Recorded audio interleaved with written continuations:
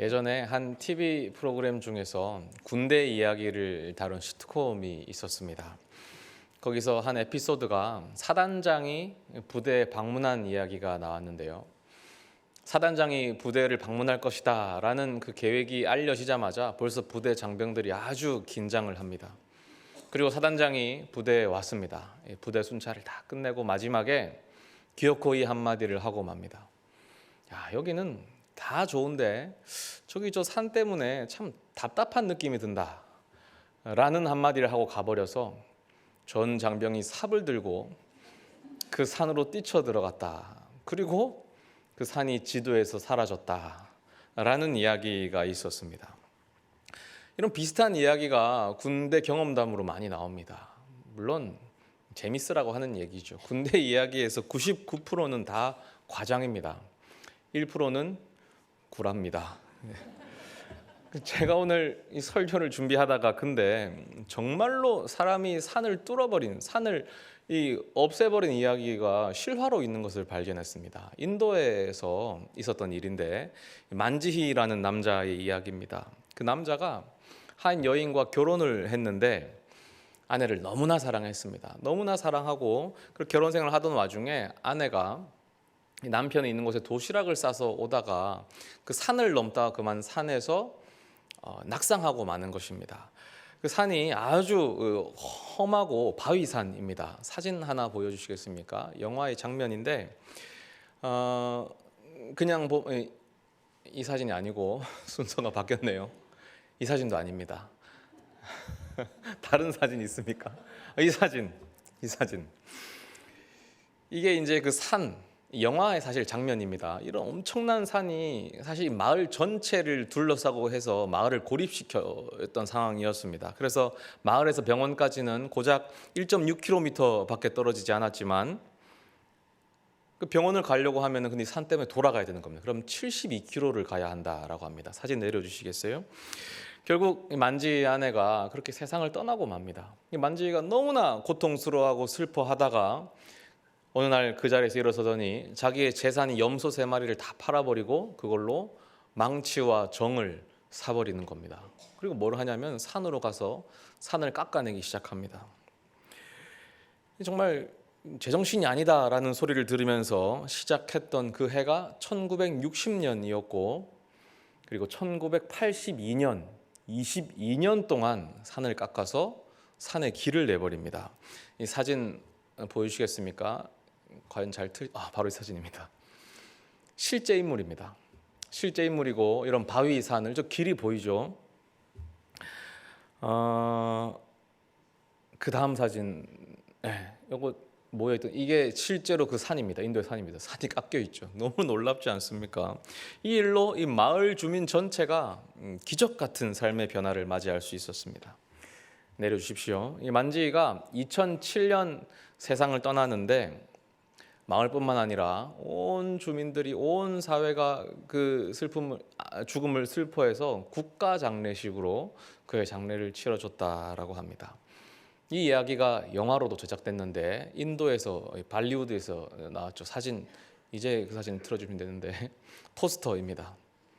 우리나라에서도 볼 수 있습니다. 근데 개인적으로 보는 건 추천드리지 않고 제가 보다가 도저히 끝까지 볼 수가 없어서 껐습니다. 네, 오늘 제가 이런 이야기로 설교를 시작하는 이유는 오늘 본문에서 하나님께서도 이스라엘에게 산을 깎아 길을 낼 것을 요구하시기 때문입니다. 3절과 4절입니다. 외치는 자의 소리여 이르되 너희는 광야에서 여호와의 길을 예비하라. 사막에서 우리 하나님의 대로를 평탄케 하라. 골짜기마다 도두어지며 산마다 언덕마다 낮아지며 고르지 아니한 곳이 평탄하게 되며 험한 곳이 평지가 될 것이요. 하나님께서 광야의 대로를 내고 골짜기와 산과 언덕을 다 깎아버리라고 말씀하십니다. 왜 그러실까요? 왕이 행차하시기 때문인데요. 여호와 하나님께서 왕의 마차를 타고 그 광야를 지나가셔야겠답니다. 그래서 험한 길을 다 깎아내라라고 명령하십니다. 오늘 이 본문에는 배경이 있습니다. 오늘 본문은 이스라엘이 바벨론 포로로 끌려간 뒤에 이 70년이 지난 그 시점의 이야기입니다. 이스라엘은 죄를 지었습니다. 하나님만을 섬겨야 하는데 우상을 섬기고 동맹국을 의지하고 또 강대국을 의지했습니다. 특별히 바벨론을 의지했는데 하나님은 그 죄의 결과로 바벨론에게 멸망하게 하시고 그래서 이스라엘 가나안 땅에서 바벨론으로 포로로 다 끌려가게 하십니다. 이제 하나님께서 70년이 지난 뒤에 그 이스라엘을 바벨론으로 다시 데려오겠다라고 하시는 것입니다. 하나님이 친히 이끄셔서 그 포로였던 이스라엘을 이끌고 광야길을 통과해 오시겠다라고 하십니다. 물론 돌아가면 좋은 길로 갈 수 있습니다. 그런데 이 바벨론과 이스라엘 사이가 광야로 되어 있기 때문에 그 광야길을 통과해서 급히 회복시키겠다. 지금 당장 회복하겠다라고 말씀하시죠. 그런데 그 광야를 가실 때 하나님 여호와 하나님 왕으로서 왕의 마차를 타고 가시는데요. 왕의 마차는 흔들리면 안 됩니다. 이것은 이상할 수 있지만 당연합니다. 여러분 군대에서 지휘관이 타는 차를 타보셨습니까? 그 차는 거의 차가 아닙니다. 침대입니다. 흔들리지 않는 편안함. 일절에 이 몸의 기울기도 허용되지 않고 몸의 덜컹거림도 허용되지 않습니다. 그랬다가는 운전병 바로 영창 갑니다. 물론 이것은 99%. 군대 지휘관도 그 정도인데 그 느낌은 아시겠죠? 왕의 마차가 행차하는데 어떻게 그 험한 길을 가겠습니까? 울퉁불퉁한 길이 평탄하게 돼야 합니다. 산이나 언덕은 깎아서 낮춰야 되고 골짜기는 메워서 높여야 합니다. 하나님은 이제 회복의 때가 왔으니 내가 갈 그 길을 준비해라, 길을 만들어라 라고 말씀하시는 겁니다. 물론 이 말이 아까 그 인도의 만지처럼 정말로 산을 깎아내라는 말씀은 아니겠지요. 이것은 비유입니다. 무슨 뜻입니까? 회개하라 라는 뜻이죠. 여기에 대해서 신약 성경에 세례 요한이 잘 설명했습니다. 그는 광야에서 이 말씀을 하면 외칩니다. 회개해라, 주님이 오신다. 그러면서 오늘 우리가 읽은 이 이사야 본문을 직접 인용하면서 설교를 합니다. 그러니까 그 뜻은 회개하라 라는 뜻이죠. 그런데 왜 회개를 해야 할까요? 여호와 하나님이 오시고 기쁜 날이 될 텐데 왜 회개를 해야 할까요? 구약 곳곳에서 여러 선지자들이 하나님이 다시 오시는 날에 대해서 예언하는데요. 그 날은 회복의 날이지만 동시에 심판의 날이라고 이야기합니다. 하나님은 구원하러 오시지만 회개하지 않은 자들을 심판하시기 때문입니다. 대표적으로 아모스 5장 18절에 이 말씀이 있습니다. 화 있을진저 여호와의 날을 사모하는 자여 너희가 어찌하여 여호와의 날을 사모하느냐 그 날은 어둠이요 빛이 아니라. 오늘이 대림절 두 번째 주일입니다. 대림절은 주님의 다시 오심을 기대하는 그런 기독교의 전통적인 절기입니다. 그래서 오늘 우리가 읽은 이사야 본문이 대림절에 많이 묵상되고 많이 읽혀집니다. 왜냐하면 우리도 하나님의 다시 오심을 기다리고 예비해야 하기 때문입니다. 그 길에서 주님의 길을 깎아서 만들어내야 합니다. 회개해야 합니다. 회개하지 못하면 우리들조차도 그리스도의 심판대 앞에서 무사하지 못하게 됩니다.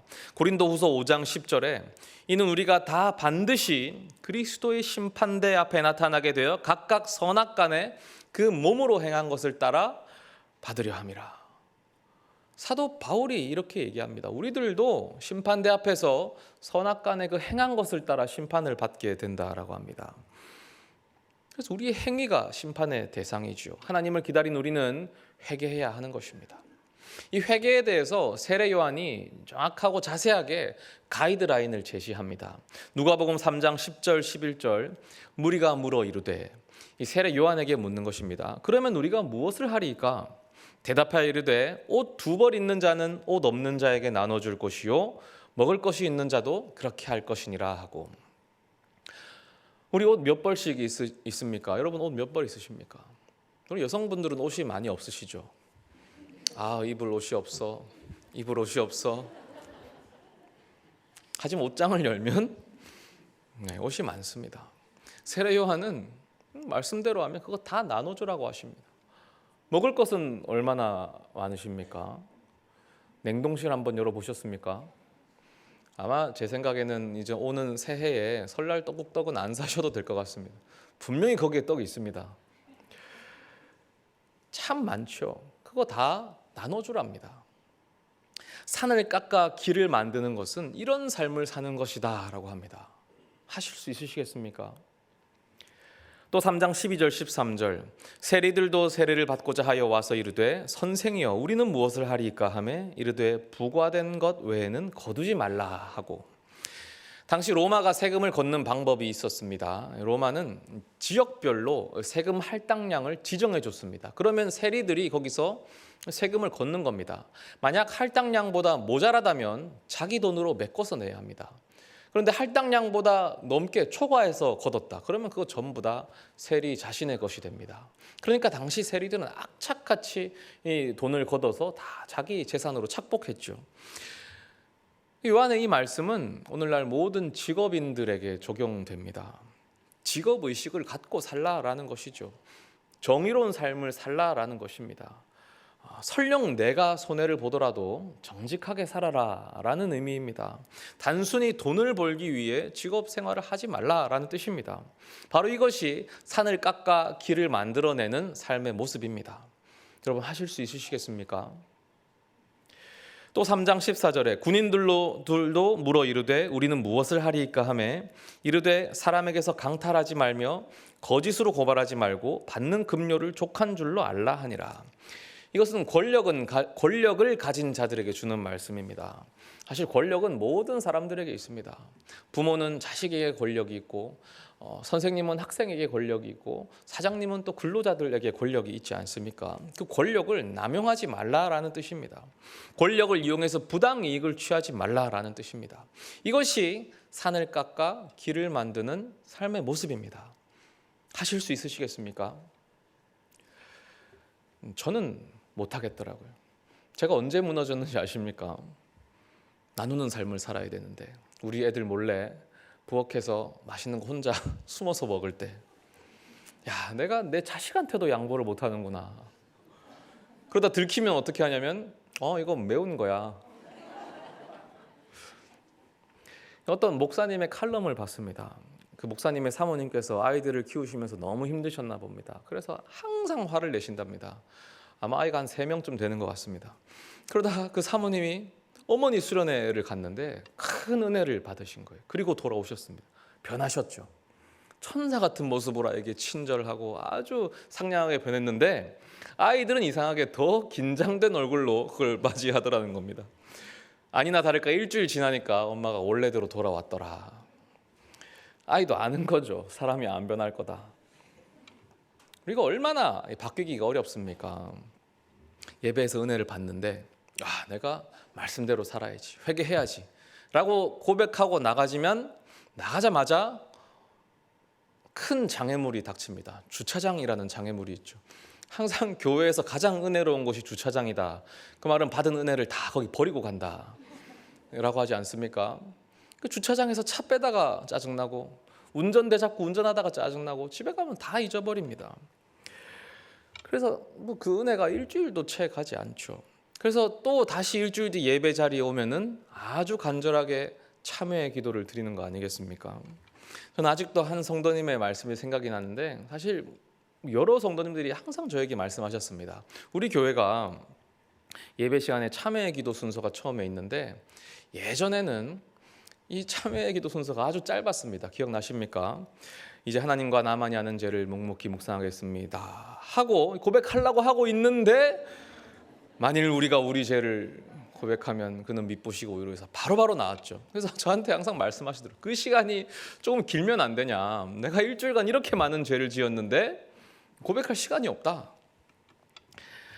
물론 우리 가운데에는 훌륭한 신앙생활을 하시는 분들도 계십니다. 보고 있으면 너무나 신앙에 귀감이 되고 내 자신을 돌아보면 회개도 되고 그런 분들이 계십니다.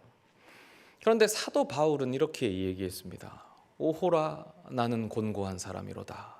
이 사망의 몸에서 누가 나를 건져내랴.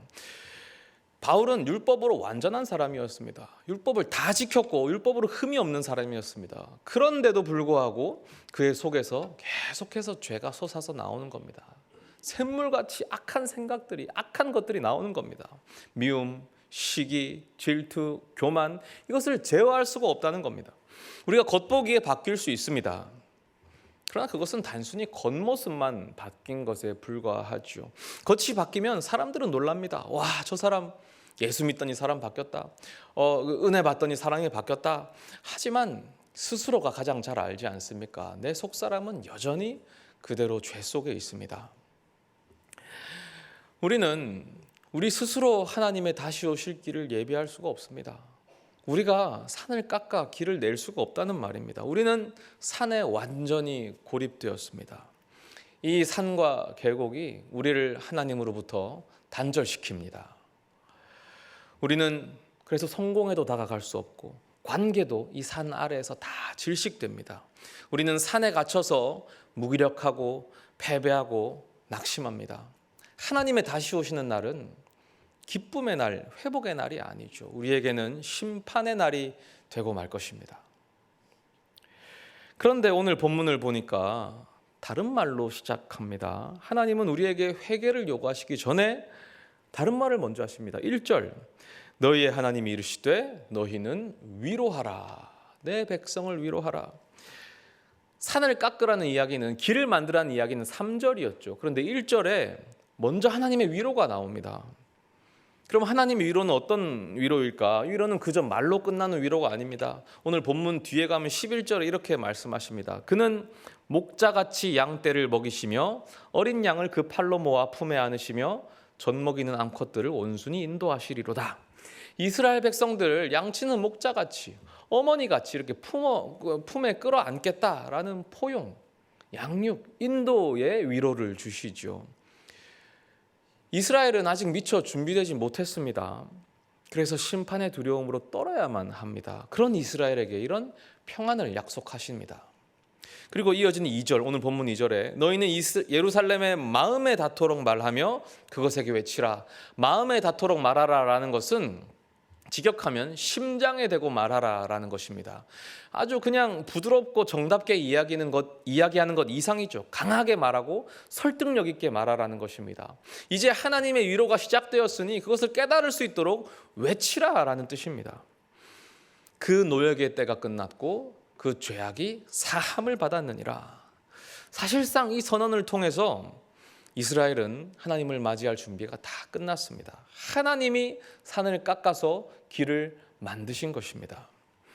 그리고 이어지는 3절에서는 이스라엘에게 준비하라고 하시는데 그 준비는 힘들죠. 불가능해 보이고 우리의 어떤 거듭남의 행위를 말합니다. 이스라엘의 노력으로 안 됩니다. 그런데 왜 이런 요구를 하시나? 1절과 2절에서 하나님이 길을 다 내셨기 때문입니다. 이제 이스라엘이 하는 일은 하나님과 함께 그 뒷정리를 하는 일에 불과합니다.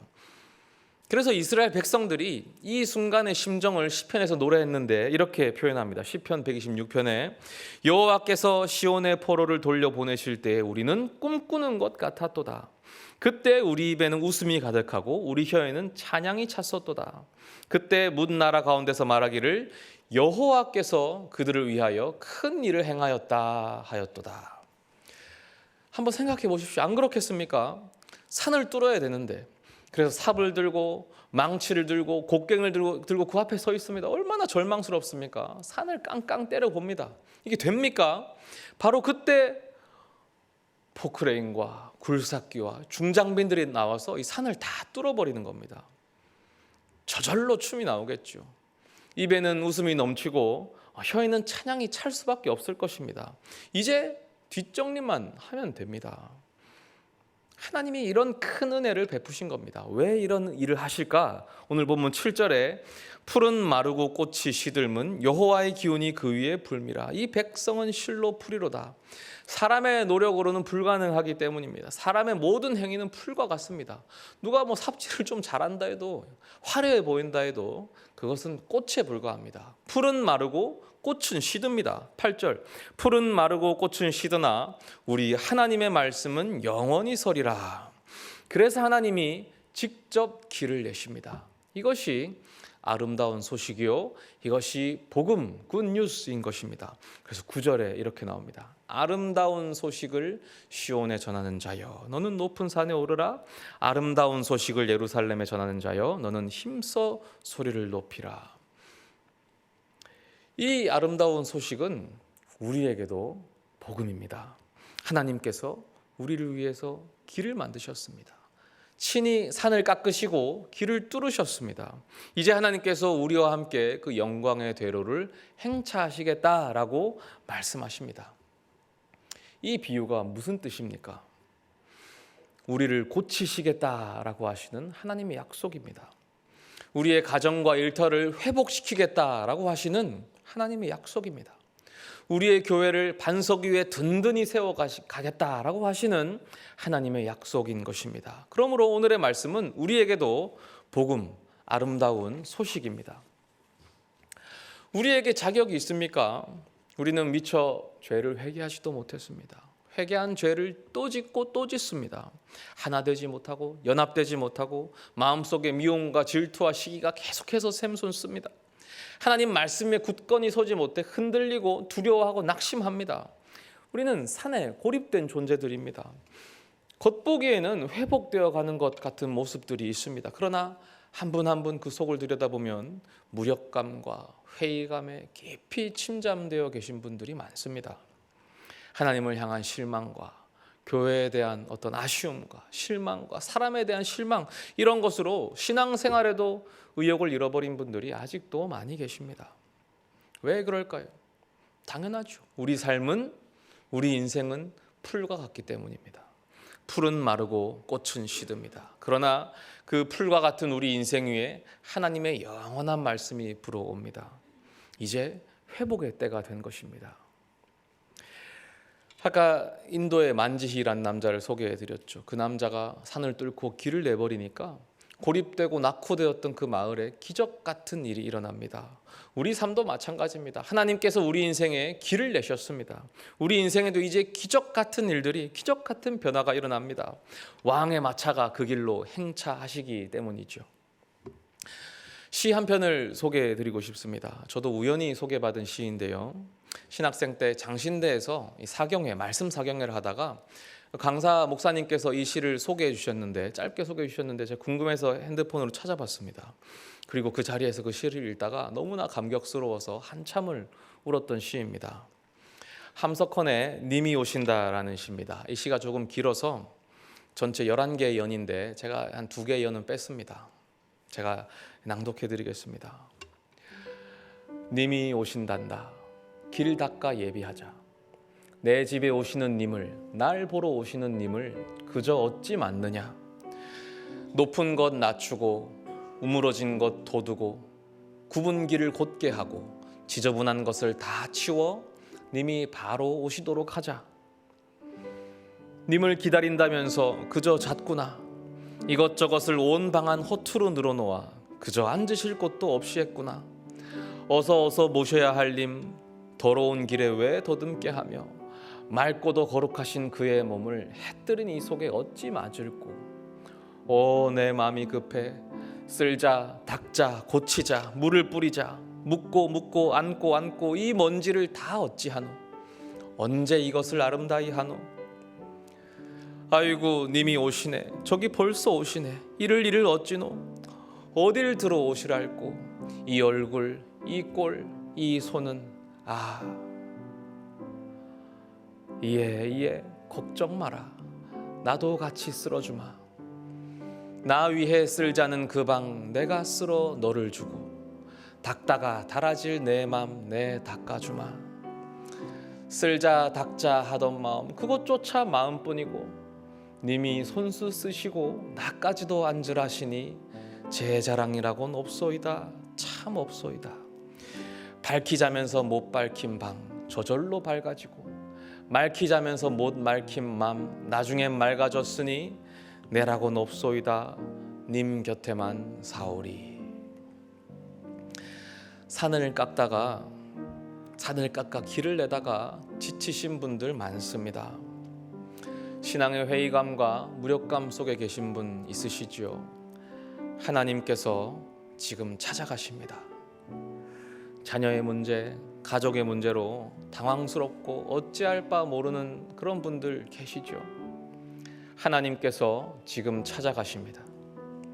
인생의 큰 장애물을 만나서 고통 속에 힘들어하고 괴로워하시는 분들 계시지요? 하나님께서 지금 찾아가십니다. 하나님께서 이미 길을 내셨기 때문입니다. 하나님께서 이제 우리의 심장에 대고 말씀하십니다. 너의 노역이 끝이 났다. 너의 죄가 사함을 받았다. 이제 내가 너를 새 백성으로 새롭게 창조한다. 나와 함께 가자. 오늘 설교를 준비하면서 제가 시를 준비했기 때문에 반주를 부탁하려고 찬양 한 곡을 드렸습니다. 그냥 드렸었는데 제가 어젯밤에 설교를 가만히 묵상하다 보니까 이 설교를 위한 찬양이 따로 있더라고요. God will make a way라는 돈 모엔 찬양 사역자의 곡입니다. 오래된 곡인데요. 이 찬양에는 사실 사연이 있습니다. 돈 모엔의 조카가 교통사고로 그만 세상을 떠납니다. 그래서 온 가족들이 슬픔과 절망이라는 큰 산에 갇혀서 고립되고 말았습니다. 그렇게 길이 보이지 않을 때 돈 모엔이 이 곡을 만들어서 찬양을 올려드렸습니다. 이 가사가 한글 가사보다 영어 가사가 좀 더 마음에 와닿아서 제가 번역해 봤습니다. God will make a way. 주님께서 길을 만드십니다. Where there seems to be no way. 방법이 없어 보이는 곳에서. He works in ways we cannot see. 주님은 우리가 볼 수 없는 방식으로 일하십니다. He will make a way for me. 주님께서 나를 위해 길을 만드십니다. He will be my guide. 주님은 나의 인도자가 되어 주십니다. Hold me closely. hold me가 아니라 hold me입니다. Hold me closely to his side. 나를 주님 곁에 바짝 붙들어 주십니다. With love and strength for each new day. 새로운 날을 위한 사랑과 힘으로. He will make a way. He will make a way.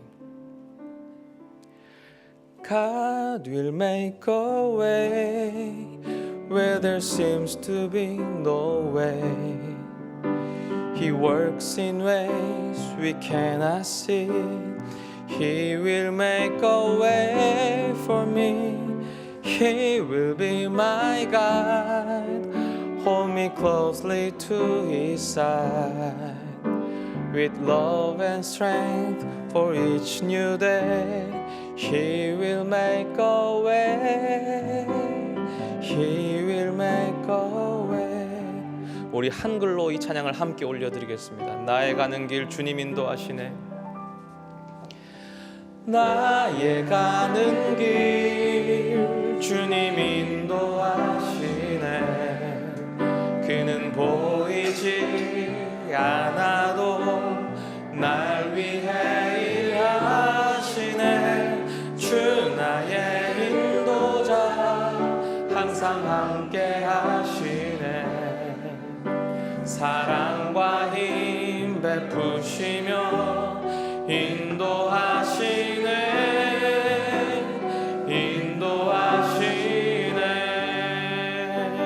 인도하시네. 광야에 길을 만드시고 날 인도해.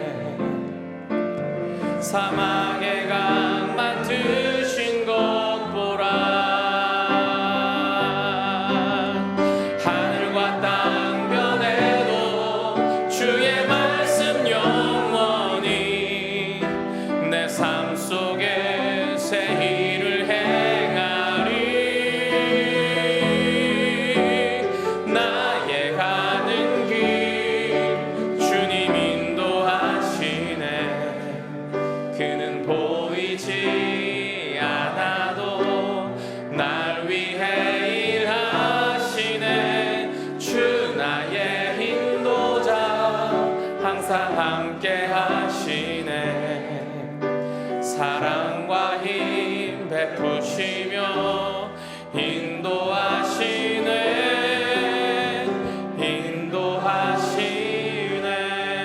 인도하시네.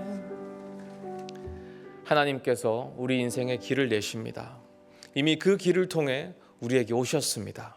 이제 우리와 함께 가자라고 말씀하십니다. 오늘 이 예배를 마치고 예배당을 나설 때는 이제 더 이상 우리는 혼자가 아닙니다. 꼭 기억하시기 바랍니다. 하나님께서 우리와 함께 길을 걸어가십니다. 기도하겠습니다.